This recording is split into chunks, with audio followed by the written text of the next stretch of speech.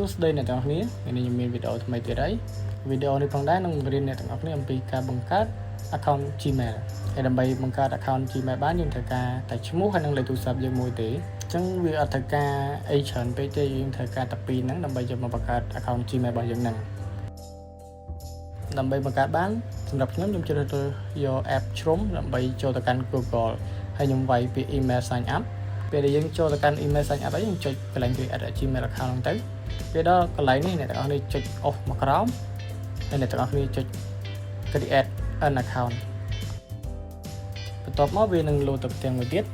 ហើយជាស្ដែងដោយសារខ្ញុំមាន account Gmail ស្រាប់ជាងខ្ញុំនឹងចុចទៅលើ account របស់ខ្ញុំហ្នឹងដាក់ account Gmail ហ្នឹងបន្ទាប់មកខ្ញុំចុចកន្លែងមួយទៀតគឺ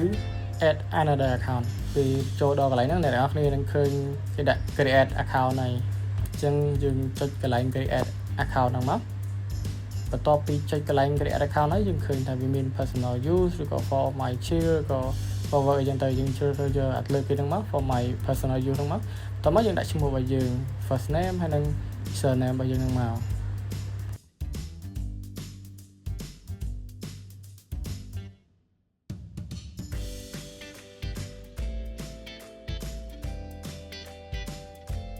បន្ទាប់ពីដាក់ឈ្មោះហើយយើងដាក់ថ្ងៃខែឆ្នាំកំណើតយើងមក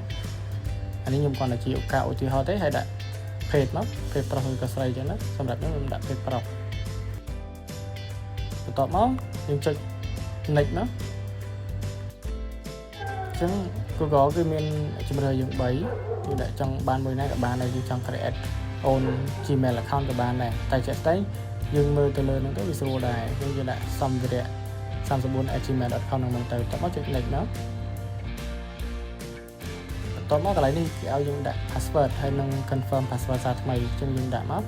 អ្នកទាំងអស់គ្នាចង់ដាក់អីក៏បានដែរឲ្យវា strong មានន័យថាអ្នកទាំងអស់គ្នាអាចប្រើជាអក្សរឬក៏លេខអីជាមួយគ្នាអញ្ចឹងណាបានច្រើនលេខទៅគឺវាអូខេឲ្យយើងហើយអញ្ចឹងយើងបន្ទាប់ពីដាក់ password ហើយ confirm មកយើងដាក់ next មក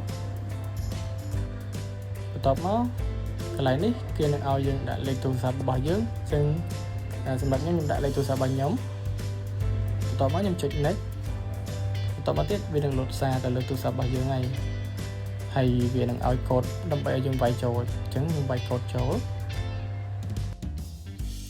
បន្ទាប់ពីវាយកូដចូលហើយយើងចុច next ទៀតមកអញ្ចឹងកន្លែងនេះគេឲ្យយើងដាក់ recover email តែខ្ញុំអត់ចង់ដាក់ទេអញ្ចឹងគ្រាន់តែយើងចុច skip បានហើយមកដល់កន្លែងនេះមានន័យថា email ឬក៏ account Gmail របស់យើងហ្នឹងគឺអូខេហើយយើងអាចប្រើប្រាស់វាបានហើយអញ្ចឹងវាខ្លាយជា account ពេញលេញហើយយើងគ្រាន់តែចុច agree មកអញ្ចឹងអ្នកទាំងអស់គ្នាឃើញហើយយើងអាចទទួលបាន account Gmail មួយដើម្បីយកមកប្រើប្រាស់បានហើយបើចង់ឲ្យវាខ្លាយជា account ដែល professional យើងអាចដាក់ profile